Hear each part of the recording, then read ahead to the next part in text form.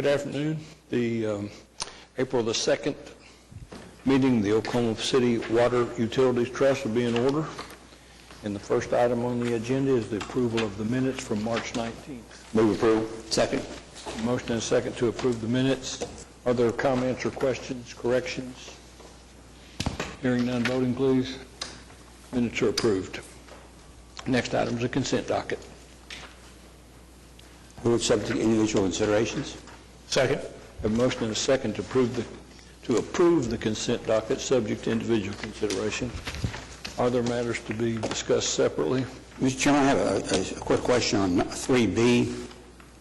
This is a replacement of some 6- and 8-inch lines, water lines, and I wondered what size the replacement pipe was going to be. I'm sorry, I didn't catch the last part of your question. What size will the replacement pipe be? Those are truly replacements in the same size.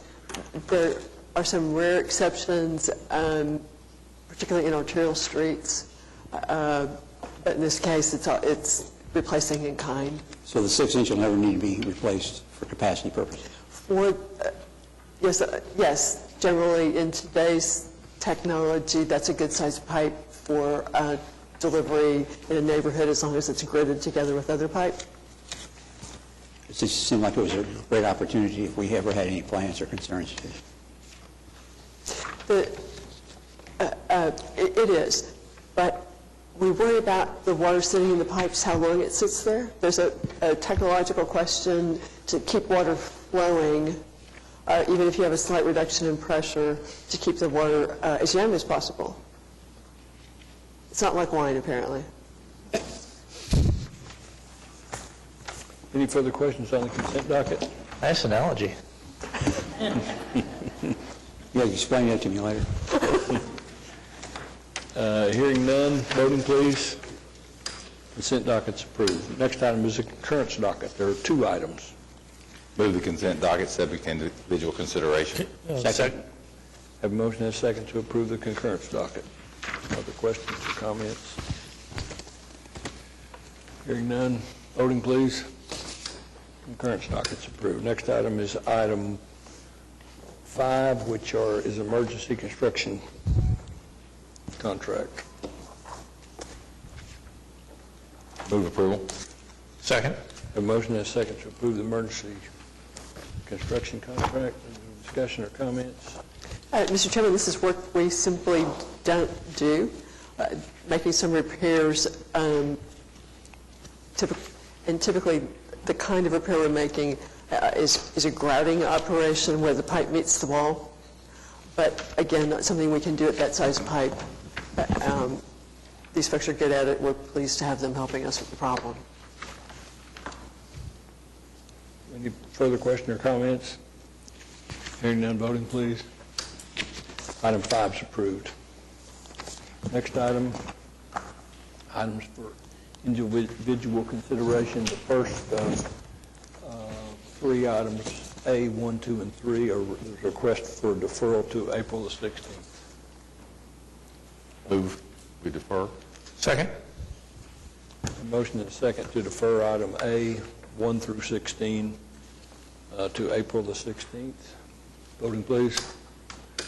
Matters are deferred. Next item, joint resolution with the city consenting the first of 2 5-year renewal to the Northeast 4th Park lease agreement. Move the item. Second. Motion and a second on item 6B. Are there questions or comments? Hearing none, voting please. 6B is approved. Next item, item 6C, is a joint resolution with the city establishing progressive water conservation measures, and I think there's a handout of There is. plan. Right. We have a presentation available on your screen. I just wanted to hit a couple of high points related to the water conservation plan. This proposes implementing something new. Debbie, next slide, please. The most recent drought forecast for our region is for some improvement across the eastern part of the state, continued drought in the western part of the state, and again, relief from the drought in the very northeast corner of the state. Next slide. So what drought means is that you've had less rainfall than normal. It's that simple. We've talked about being 14 inches of rain short in the last couple of years. And essentially that means we need somewhere between 10 and 14 inches of rain to fill the lakes. If the rain comes at a normal pace, there's some exceptions to that rule, but folks are thinking that the rainy weather we're having over the next couple of days solves the problem, and it very likely does not. Although I think everyone will be happy if it did. We are in very rare drought territory. Lake Hefner has only been this low, has not been this low since 1960, as it was when we started filling it from Lake Canton. Canton Lake has only been 50% full at 4 times in its history, including currently. In the 1950s, drought of record, Lake Canton was empty.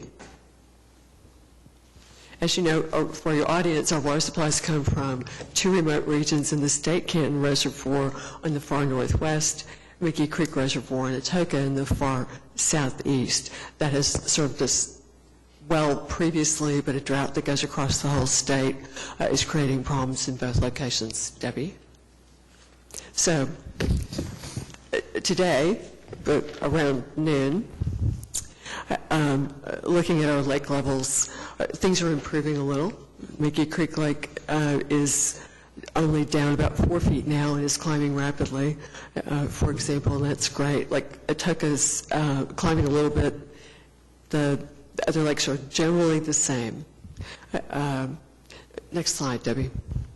So staff has been working on technology that helps us monitor lake levels. This slide shows you more details perhaps than are helpful, but the level of detail we're looking at the lakes, how much water can at any point be stored in the lake, how much is accessible under our contracts for service, where the outlets exist. It's very helpful. For example, like Canton's conservation pool holds about 111,000 acre-feet of water, but about 14,100 acre-feet are not available to us under the definitions of the lake's structure. Next slide, Debbie. So while our lakes hold about 550,000 acre-feet, 484,000 of them total are available for us to use. Staff is proposing a progressive use reductions based on the total available volume of water in the combined lakes. We recognize that the complexities of that may require some adjustments back and forth as time goes on, that in fact these numbers may be conservative or liberal depending upon the individual weather conditions. Marcia, may I ask a question at this point? Yes, sir. On the progressive use reduction, was there any consideration given to keeping mandatory, even odd day watering in place all the time as a reminder to our citizens that their need to conserve water? Councilman, we would be happy to take that feedback. I think I'd like to see, will that have a significant impact on the revenues? It is just really hard to know. We know that our customers use residential customers use about 30% of their total consumption on yards. We plan, though, for example, last year we pumped an average of 110 million gallons a day to customers. We plan for less than that. We actually budget for about 95 million gallons a day to customers. So from covering base charge, base expenses position, we would not be in bad shape if we got some reduction in use. We enjoy extra income and the capital improvements that we make with it. But, yeah, it's available. Because I thought one of the intents we were looking for right now is to increase the public's awareness of the need to conserve water. Yes, sir. We have no restrictions on it. Their conclusion is we don't need to conserve water. And so that's why I think there ought to be some restrictions remain in place regardless of the condition of our lakes, as a reminder to our citizens that we need to have conservation all the time. Actually, I thought we'd already decided to do that. We'll fix it. Well, we are on odd even conservation measures. We are today, and it was put in 6 weeks ago. Well, this year. Yeah, we've got odd even here. But I think I'd like to suggest we keep it in all the time, rather than, reduce it when the lake's at a certain level, or eliminate, rather. We can, depending upon the sense of the trust, we're happy to look at alternatives, for sure. Well, I agree with Councilman Ryan, because I don't think we're ever going to change people's attitude about it if we don't make some conservation part of our overall policy. Well, suggesting they conserve and designing a rate structure that encourages that action, I think, are a couple different things. And I know we've talked a little bit about rate design, doing something like that, because the other side of that is it's odd even. But I had somebody in the office ask me the other day, are we still on watering it, because I hadn't heard anything, right? I mean, and do you enforce it? How do you enforce it? How do you drive that home? And it's one thing to state as a policy. Maybe we do need to look at kind of driving behavior through a rate structure. Then it's the customer's choice if they choose to purchase through periods like that. They pay an ever-increasing price for the use of that water.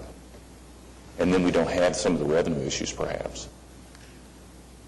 Well, we're looking at both, and there's always risk out there when you come into a rate structure. We may target our rate structure as revenue neutral, but it isn't going to be revenue neutral. It's going to be more or less depending upon the weather conditions that occur. Right. During drought conditions are going to be different than wet conditions on it. So it's always going to be a little bit different. So there's a issue of going out there, which is what we're doing. Brent's working with Marcia to get a cost of service study and to take a look at some different rate options for us that would include some inclining block rates. At the same time, we are looking at the constant message out there of water conservation, continuing with the odd even ration for conservation. Mr. White's council may not use the term rationing. What are the enforcement mechanisms for that? I mean, do we ever cite customers? And who goes around and checks and writes tickets? Yes, we do. There are staff inside the utilities department who are the first line of defense, but there are a number of other city staff and other departments who write citations regularly, who are also available to write citations. We begin with our own in-house staff, put them on schedules. Okay. We're also preparing some web changes so that people will be able to send us a message that says someone's not following the rules, so to go check something out, get something done. We know that pursuing it regularly will make an impact on a good percentage of the customers. Each city's different, but we know that it's price, enforcement, and getting the message out. Many will conserve just with awareness. Well, I think in light of the sentiment that's obviously statewide about water and how we use it, I think we would send the wrong message not to have a permanent curtailment of the use of water to water yards when you get anybody in the lawn or the nursery business will tell you that you don't have to water a yard every day. I mean, they'll tell you that's a waste of water, no matter what your yard is. So, I mean, to some extent, we're in a battle with regard to water for the minds of people, for them to understand what's good use of water. And I have a hard time asking other people to do things that we as a city aren't willing to do ourselves. And I think we have to do it. That's just my opinion, but I just don't think we have a choice. We must do it. And the odd even day thing applies to all our customers, residential and commercial. Right. Yes, that's correct. Debbie, if we could move to the next slide, please. So the 2-day-a-week schedule, I thought this before we spend our time. The 2-day-week schedule, odd numbers would water Saturdays and Wednesdays. Even numbers would would water Sunday and Thursday.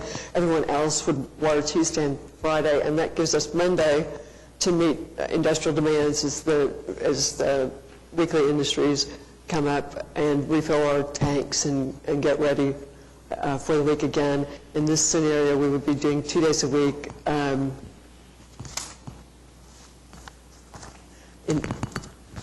In a relatively rare environment when we're at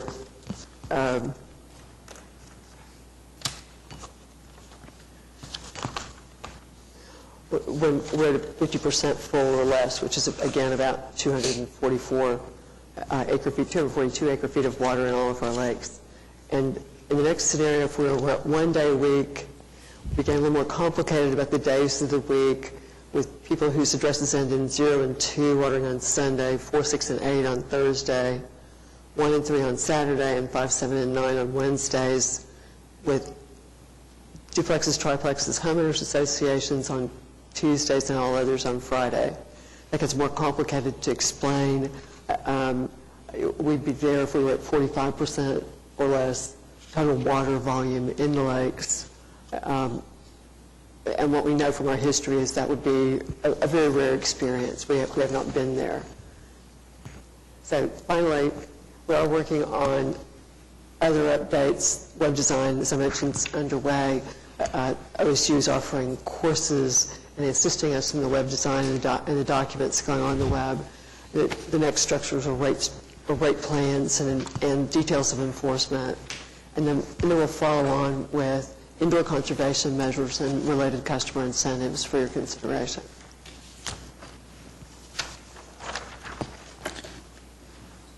Marcia, I'd encourage you to get with the Oklahoma City needs to take the lead and get with other communities in the metro area to have a consistent message that's out there. I know I've talked to Edmond, and they have a desire to have a similar or exact plan. And if we could get multiple cities to tie into the same rationale outside of what we're forced for our contracts, I think there would be a consistent message to the metro system, and it would be an easier message for the entire metro system to follow and to buy into. So I think a consolidated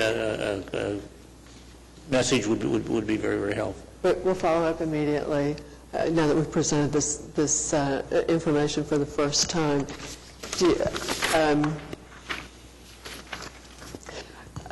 Thank you very much for your feedback. I realize this is a complex decision. The resolution, if I understand correctly, the feedback we have is we would change level 1 to continuous mandatory conservation.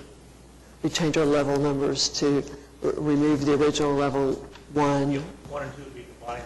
Right. 1 and 2 would be combined into one level, up to 70%. We also do, and we'll bring you an update at your next meeting. Now, this would apply to every purchaser of water. Every municipality that buys water from us would be mandated to do this also. Yes, Contract. or something equally as stringent, equally or more stringent. If it's inconvenient for them to select the day schedule that we selected, they may have their own already in place and folks used to it. We did review the local schedules and found we couldn't make them match. We all do something a little bit different. But each and every community is moving to do something. They will follow your lead because they're our customers.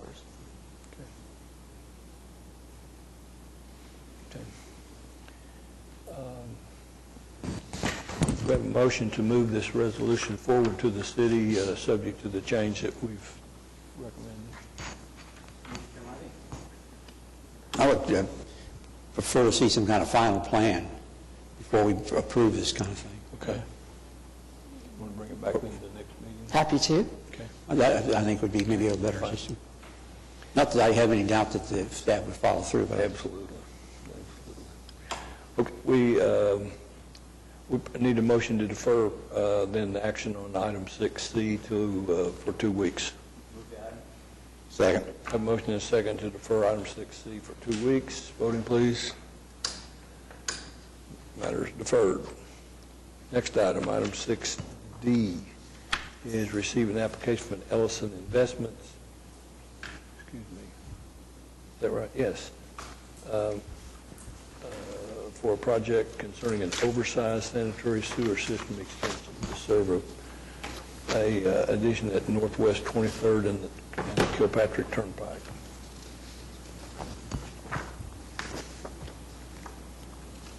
I guess we just have to receive the application. There's no action needs to be taken other than to receive it. Second. A motion and a second to receive the application. Comments? Application is received.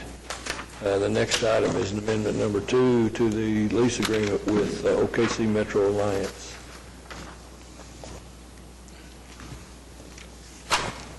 Mr. Chairman, there was a request by Metro Alliance for an amendment to their existing lease. They have obtained a grant, but the grant requires a mortgage on their lease property, not on the property that we own. Our existing lease does not permit any kind of liens on property, so we're recommending that we amend the lease to permit them to put a lien on their own leasehold interest, not on our interest. This is similar to what we have at East Wharf, similar type of provision. Move approval. Second. Motion and a second to approve item E. Questions? Hearing none, voting please. Item E is approved. Next item is item F, which is a resolution authorizing the municipal councilor to accept OEC's offer of settlement in a dispute concerning a accidental rupturing of one of our water lines. Mr. Chairman, trustees, we met about a month ago before we went into mediation. Mr. Matt Collins from our office was handling the case, and he talked to you about mediation and potential settlement of the lawsuit. And we come to you today to recommend the settlement as set forth in the resolution. Move approval. Second. Motion and a second to approve item G, or F, excuse me. Comments, questions? Mr. Question, how close is the $50,000 to actual costs that we incurred? Just a little under half. Thank you. More questions, comments? Hearing none, voting please. Item G is approved. Next item is item from trustees. Any comments? Hearing none, general manager report. Item 8, report on the budget billing for residential water service. Utility Customer Services and the electronics team led by Brett Weingart have been making a lot of progress for us in the last couple of years. One of the things our customers have asked for is budget billing, which is being able to essentially pay an average bill, or roughly an average bill, throughout the year, with typical water uses being higher, particularly being higher in the summer than in the winter months. We're moving forward to implement budget billing for our customers who are on automated clearinghouse check payments around the 1st of July. Do we have any idea what impact this might have on our efforts to encourage conservation?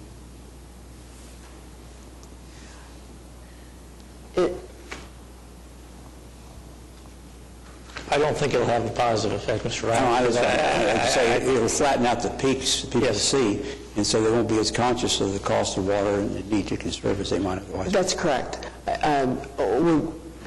We are, of course, looking at other rate options, but customers will have the ability to watch their bill, and we'll work on how to keep them aware that that's a really good point. We'll work on ways to keep people aware that they are having a significant impact on their pricing. It's a little, again, as we've talked before, less direct information than those who are participating in smart metering programs with the electric utility, for example, where they can go online and look at their actual usage. We'll certainly talk to customers about how they how they know how much water they're using. Any other comments? Mr. Ryan, do you have concerns enough that we shouldn't implement the program? Well, if there's any way at all we can find out what the impact might be, we want to look at it before we put it in place. But I mean, you coming from the electrical side of things, you had it's the other side, and it had the effect of hiding the costs of buying electricity during peak periods.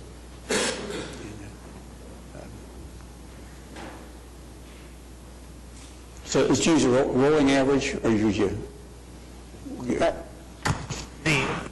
The way the program works is it looks at the last 12 bills that haven't been adjusted. It is the purpose of it is focused on customers that may believe that if they signed up for an automatic check program, it could cause them to get an overdraft, and therefore they don't go to the next step of signing up for ACH processing, which is so much more cost-effective, around 9 to 15 cents per transaction compared to $1.50 if they pay with a credit card. And right now, about half of our customers want a paper bill, but they pay online with a credit card. It costs us $1.50 per transaction. And what we're moving towards is trying to go with full electronic bill presentment payment so that customers can get their bill as a PDF attached to their email, review it, and click a pay button on that PDF, and it pays it on ACH. And so by giving people the confidence that they're going to have about the same amount of bill every month with a very minor adjustment, it makes them more confident that they can sign up for letting us go into their checking account and do this. What we've found, however, is only about 5 to 10% of customers on surveys actually ever sign up for this, and all the transactions for most customers, except for the water, is fixed per month anyway. So we're only talking about the little bit of the bill that's the water part. You're saying the stormwater, the sewer, and the solid waste is the same every Yes. Yeah. That's not going to be averaged out then. Well, even if It doesn't have to be it averaged was, out because it's the same thing every month. even if it was, it's the same amount every month. So, but Mr. Ryan, it's the same, it brings us up to the same level of services that are offered by OG&E and ONG. And customers will be able to see a graph that tells them how much water they're using and give them a sense of the change. But you're right, for some customers, seeing that even payment could lose some of their sensitivity toward the It's just natural, and we swap that out for the convenience we offer the customer. So when we say recurring, it's an automatic transaction on our part.